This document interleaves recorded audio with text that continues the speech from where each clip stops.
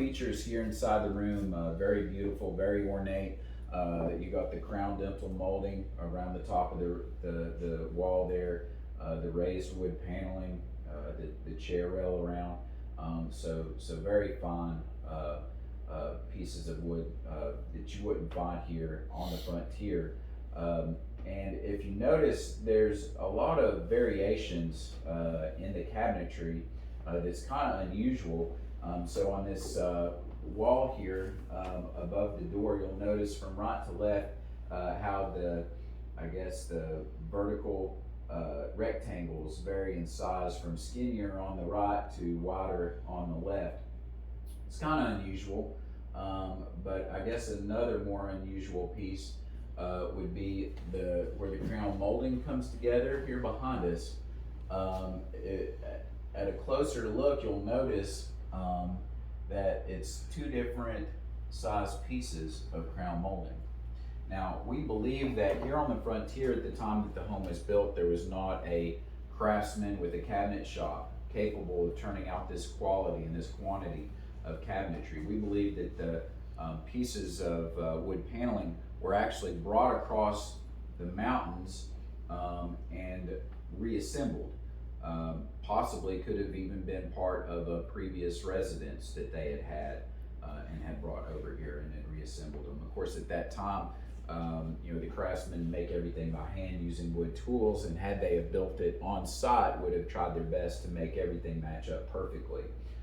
So we don't believe that any of this wood paneling was created right here locally. A couple of unique features. For one is this mantelpiece here above the fireplace. It was common for your wealthy families to pick out features for your home out of architectural magazines. For the longest time, we weren't able to actually find this particular design, and we thought that it was one of a kind to the home. However, after some extensive research, we were able to locate this particular design. So although it's not one of a kind, it is still a pretty rare piece. So it's really beautiful, very ornate. Another interesting feature of the home is actually hidden inside the walls. These mud bricks called noggins are inside the exterior walls, and they go up to about the crown molding there. Now these noggins are not fire hardened bricks like what you would use in construction today. So they don't really serve a lot of structural support. However, they do provide a variety of different things to the home. For one, it kind of discourages rodents from nesting inside the walls. It also helps to prevent the spread of fire in between the walls up to the second floor, but also is an excellent form of insulation. And so with the heat that would be created from the fireplaces, spreading by conduction from brick to brick all the way around, it would help keep the air circulating kind of around the floor relatively warm. So it's a great form of insulation. Additionally, it helps serve as a form of protection. So kind of in the same way that sandbags are used for military purposes, where it would help absorb projectiles, these would essentially do the same thing, where it could absorb the impact of a bullet without creating a lot of flying pieces. Now, we don't have any written record that the house was attacked, but had it been attacked, the family could stay behind the noggins and protect their noggins.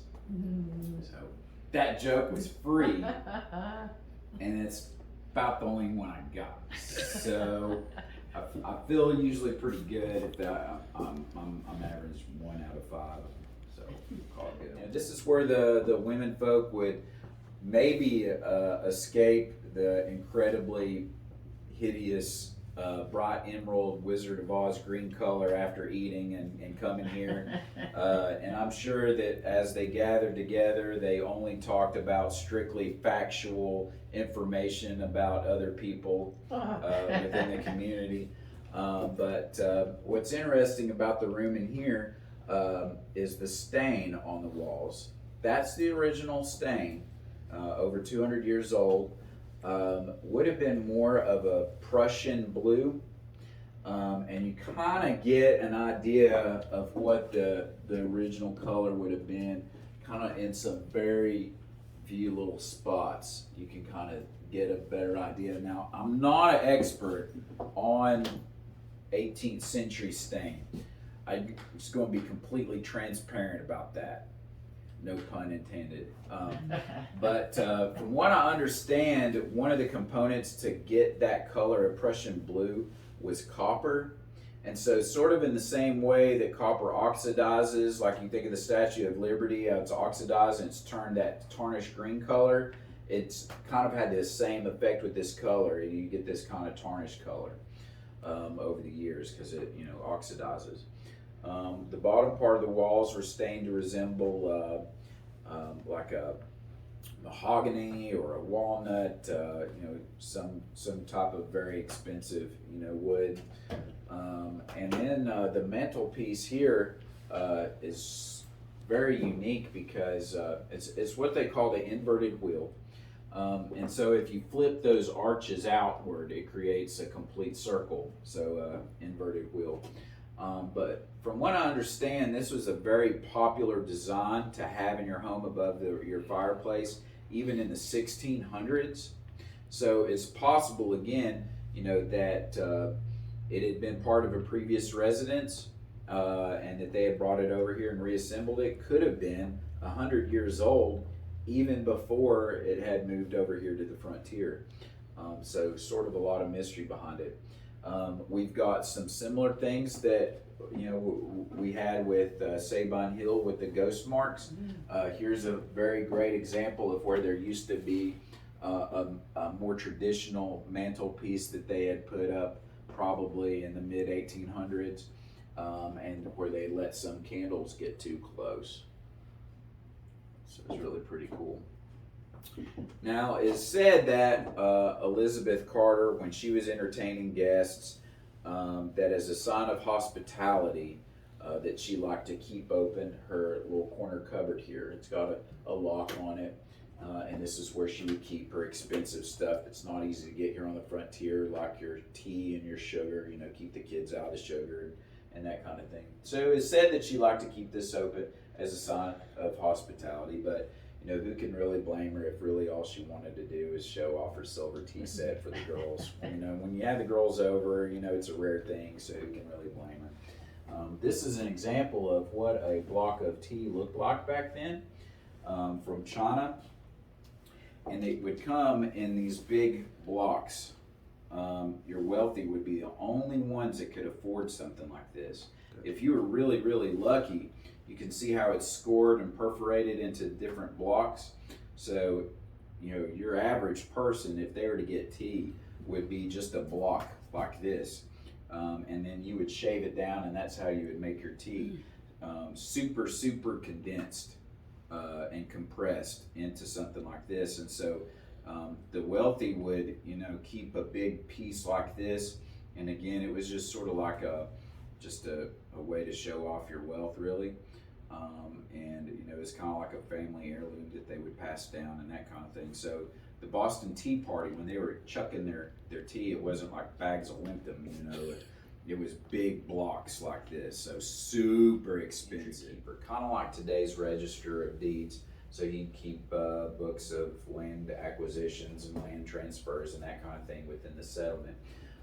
Focal point of this room, obviously, is the painting here above the fireplace. It's really unique and very unusual for several different reasons. For one, this painting was discovered by accident. When the state had acquired the home, here in this room especially, were layers and layers of wallpaper and paint. And so when we began removing all those layers to try to return it to the original condition, we found this painting hidden underneath all those layers. So although at some point somebody didn't really like the painting, it actually helped preserve it from the sunlight and from the smoke from the fireplace. but it's also unique because it's been painted directly on the wood paneling. It's not been signed by an artist or dated, so we're not exactly who had painted it or when it was painted. It does have some clues to it though, and it's really beautiful. A lot of intricate detail. And you know, your aristocrats of the day, your wealthy people, you know, they had classical, you know, educations in a variety of different things. You know, art was one of those things. Could have been a family member who had painted it. But this column structure here is almost identical to the entryway of one of the family's plantations called Sabine Hall, there in the Tidewater area of Virginia. Another thing is the way that these trees line this roadway leading up to it, identical to Sabine Hall. So we think that perhaps this maybe is a scene depicting some type of, you know, family reunion or some kind of important family event or something at a previous residence.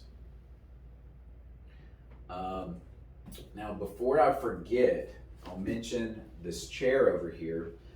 That would be the only piece of original furniture to the Carter family. It's got this cartwheel symbol carved in the back of it. That cartwheel symbol is a prominent piece to the Robert King Carter family crest. On that crest is 3 cartwheels like that.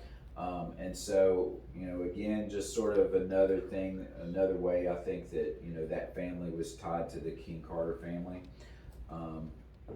So that's really pretty neat adventure, you know, with the Carters. John Carter, you know, he was a patriot, obviously, being a part of the Watauga Association. And so, you know, as the American Revolution began, he felt that it was his patriotic duty, having access to the settlement's deed books, that he confiscate the land owned by those here in the area who were still loyal to the crown, to the, you know, the Tories, the loyalists. And so he conspired with a man named John Sevier, who would later be our first and second governor, to do this, to confiscate their land. Well, when the loyalists or the Tories found out about what he was doing, they conspired to kill John Carter and you know, steal those deed books and reclaim their lands. Well, the story goes that the wife of one of the conspirators was friendly with John Sevier, whatever that means, and warned them of this plot. And so John Carter made up a set of fake deed books. He took the true ones and he hid them somewhere. Well, before he could, you know, share with anybody where the location of those true deed books were, he died of smallpox. And so he took the location of the true deed books with him to his grave. And still today in Carter County, there are discrepancies and conflicts that go to court over land boundaries that date back. It's got some features that are really similar to the painting downstairs, specifically the trees. The way that the leaves are done makes us think that it was the same artist that painted both. But there's a lot of what I kind of feel like is symbolism in this painting. And another thing I'll be transparent about is I am not an expert on 18th century art, but I do know my wildlife, and I do know that these 2 deer here are not white-tailed deer. They're also not elk. You know, you take a close look at it and you think, well, what kind of deer are they?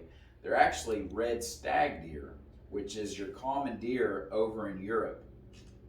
Another neat part of the painting, here in the middle, you've got what looks to be a table with a flower arrangement, an arbor that goes around the top. Here you have something that looks like a forest, a dense patch of trees, a cemetery. In the far corner here, you've got a church with a beautiful steeple, a very detailed cross at the top. And another neat little symbol is kind of hid way over here to the far end, and that's a hunting dog. So another part of the Robert King Carter family crest is the hunting dog. And so we think that that's just another kind of like family symbolism. Now, we did have some high resolution pictures taken, and it revealed a lot of neat stuff in the background. You kind of see this kind of like a faded line right here. This part here is a blue, a very beautiful blue, and then behind it are some mountains. So we're thinking maybe this is showing maybe their home over in England or something, with the water here representing the ocean and the mountains behind it representing maybe East Tennessee. Don't really know, but it's a really cool painting. It was actually stained to resemble pink Italian marble. So kind of like at Sabine Hill where they did that marbling, it's like that 18th century faux finish where they tried to replicate, you know, the look of marble on the walls. The bottom part of the walls were stained to resemble the raised wood paneling like as downstairs. And you can even see where they tried to stain in fake wood grain in the middle of it. And you'll see a much darker line, you know, the bottom of the parallel lines, this bottom line is darker and darker on the inside, so it's trying to give this three-dimensional pop to it. So it's really pretty neat.